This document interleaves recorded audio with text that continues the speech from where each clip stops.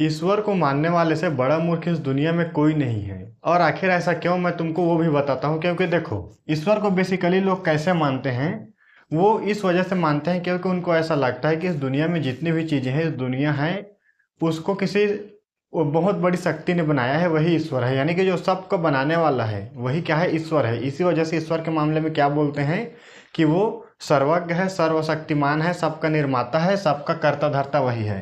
अब देखो, इनकी सबसे बड़ी मैं तुमको प्रॉब्लम क्या है वो मैं बताता हूँ, कहाँ कहाँ पर इनका जो डबल स्टैंडर्ड है वो तुमको देखने को मिलेगा।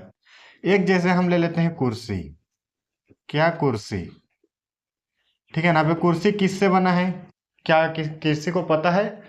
सिंपल, लकड़ी से, है ना, लकड़ी से। मान लेते हैं लकड़ी की कुर्सी है। अब फिर उसके बाद में लकड़ी कहाँ से बनी है, तो ये पेड़ से बनी है। पेड़ से बनी है। पेड़ किससे बना है, मान लो अणु। अब ये अणु क्या है? अणु हमारा आज तक का जो ज्ञान है उसके आधार पर सबसे छोटा कण है। विज्ञान ने आज तक जितना भी चीज़ों को समझा है उन सब के अनुसार हमारी जो धरती है फिलहाल वो अणुओं से मिल करके बनी है, हर चीज़ मैटर से बनी हुई है। अब जो ईश्वरवादी लोग हैं वो यहीं पर क्या करते हैं कि जो प्रकृति है वो तो अधूरी है क्योंकि वो हर पल बदल रही है।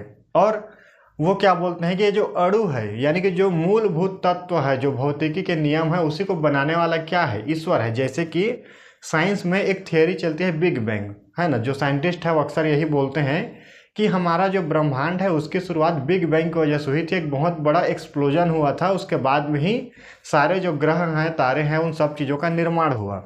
लेकिन जो आध्यात्मिक लोग होते हैं वो यहीं पर क्या करते हैं, एक सुपरफिशियल क्वेश्चन उठाते हैं कि आखिर इतना सारा जो मटेरियल था, जो ग्रह बने, जिससे तारे बने, वो मटेरियल अगर बिग बैंग से निकला तो बिग बैंग से पहले भी बिग बैंग के पास वो चीज़ था ना। तो फिर वो सारी चीज़ें बिग बैंग के पास आई कहाँ से, उसको किसने बनाया? तो वहाँ पर क्या बोलते हैं, उसी को ईश्वर ने बनाया। लेकिन देखो, मैं तुमको यहाँ पर सबसे बड़ा प्रॉब्लम क्या है वो बताता हूँ। एक तो जो ईश्वरवादी लोग हैं वो यही बोलते हैं ना कि अगर क्रिएशन है तो फिर क्रिएटर भी होगा। मतलब कि अगर प्रकृति है, इतनी सारी चीज़ें रखी है, तो कोई ना कोई बनाने वाला तो होगा। वो सिंपल से एक उदाहरण देते हैं कि अगर तुमको कहीं पर मटकी दिख रही है तो इसका मतलब ये थोड़ी है कि वो मटकी ऐसे ही है।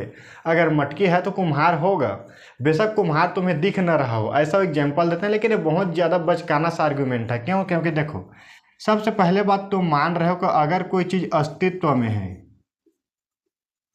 अस्तित्व में है ना, तो उसको किसी न किसी ने बनाया होगा। मतलब कि बिना बनाए कोई चीज अस्तित्व में नहीं हो सकती। लेकिन जब उन्हीं से एक सवाल कर दो कि फिर ईश्वर को किसने बनाया,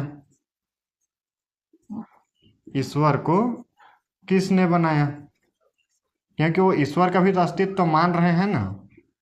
ईश्वर को किसने बनाया, तो बोलते हैं ईश्वर तो ऐसा है जिसको जरूरत नहीं है बनाने की। बनाने की क्या है, जरूरत ही नहीं है। वो अपना अस्तित्व खुद निर्धारित निर्धारित कर लेता है। अस्तित्व निर्धारण, अस्तित्व निर्धारण क्या करता है, वो खुद ही कर लेता है। अब जरा एक छोटा सा क्वेश्चन, जो यहाँ पर जो लूप होल हो गया उसको समझो, कहाँ पर तर्क टूट गए।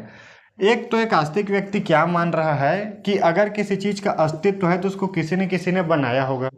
दूसरा वो क्या मान रहा है कि कुछ ऐसा भी है जो बिना किसी के बनाए भी एग्जिस्ट कर सकता है, मतलब कि उसको किसी को बनाने की जरूरत नहीं है। अरे तो जब अगर किसी को कुछ ऐसा हो सकता है जिसको बनाने की जरूरत नहीं है, जो अपना अस्तित्व खुद से निर्धारण कर सकता है, तो ये अणु क्यों नहीं हो सकता है? जो प्रकृति के जो मूल तत्व हैं, है ना, प्रकृति के मूल तत्व, वो क्यों नहीं है? और जब उनसे ये वाला सवाल करो तो कूद करके कहाँ चले जाते हैं, प्रकृति में। देखो, एक होती है प्रकृति और एक होती है प्रकृति के मूल तत्व, ये दोनों अलग अलग चीजें हैं। जैसे कि पानी जो है वो हाइड्रोजन और ऑक्सीजन से मिल करके बना होता है। तो ये क्या है, ये पानी है। पानी एक प्राकृतिक चीज है, लेकिन जो हाइड्रोजन और ऑक्सीजन है वो क्या है, वो उसके मूल तत्व हैं। वैसे ही जब भी हम किसी चीज के मूल तत्व को समझते हैं तो वो हम फंडामेंटल मैटर की बात कर रहे होते हैं, न कि उस फंडामेंटल मैटर से जो चीजें बनी है वो। इस दुनिया में जो फंडामेंटल मैटर्स हैं वो कभी नहीं बदलते हैं, फिलहाल आज तक के लिए तो नहीं ही बदलते हैं।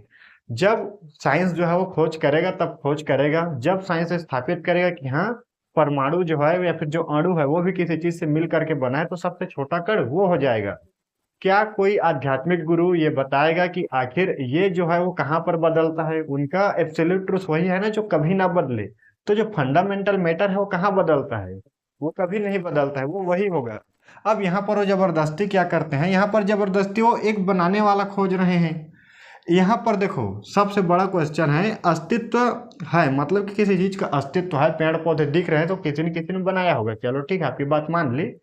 लेकिन अगर आप ईश्वर का जो है वो अस्तित्व स्वीकार कर रहे हैं तो फिर उसका भी बनाने वाला होना चाहिए ना।